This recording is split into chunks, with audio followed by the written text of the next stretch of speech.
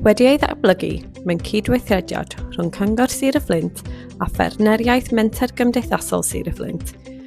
Mae pecyn gwaith Effaith Gymdeithasol Sir y Fflint rhwng 1 o Ebrill 2025 a 31 Mawrth 2026 wedi cofnodi gwerth cymdeithasol o £9,500,955.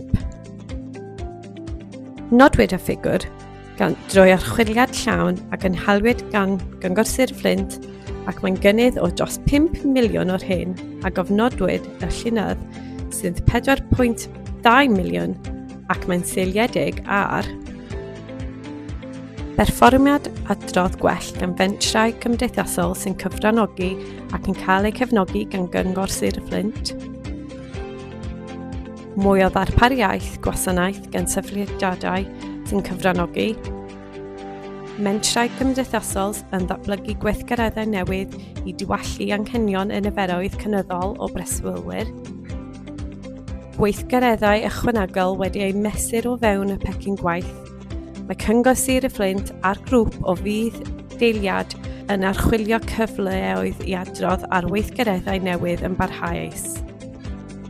Bydd mentrau cymdeithasol sy'n cyfrannogi yn derbyn tystysgrif yn dangos eu gwerth cymdeithasol y gellir ei defnyddio mwyn cefnogi ceisiadau am gyllid, ysgoi cyllid, cefnogi ceisiadau tender a chodi proffil ei sefydliadau. 254 o filoedd o bobl wedi ei defnyddio'r gwasanaethau sy'n cael ei ddarparu gan fenterau cymdeithasol yn Sir y Fflint. 8,720 o oriau hyfforddiant wedi ei ddarparu, 27 o filoedd o oriau o gefnogaeth wedi ei ddarparu, 4,128 o weliau ysbyty wedi ei rhyddhau,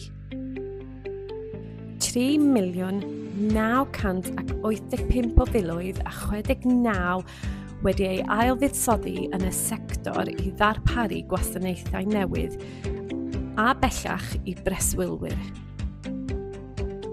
230 o filoedd o gymorth bwyd wedi ei ddarparu i breswylwyr Sir y Fflint, 11,000 o oriau o gyngor proffesiynol,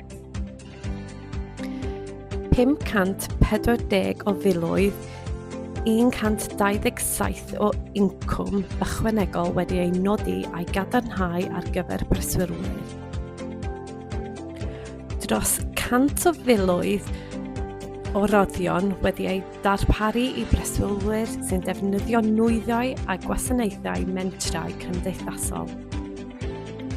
Dros 22 o filoedd awr o ddatblygu sgiliau meddal. Eleni, mae pecyn gwaith wedi ei addasu i gysylltu'r gweithgareddau a adroddwyd gyda 7 pilar deddf llesiant Cenhedlaethau Dyfodol Cymru 2015 gan alluogi mentrau cymdeithasol i ddangos sut mae y cenhedlaeth yn elunio'n uniongyrchol gyda pholisi cyhoeddus Cymru, datglwyd cyfleoedd caffael a bodloni meini prawf sefydliadau cyllid Cymru.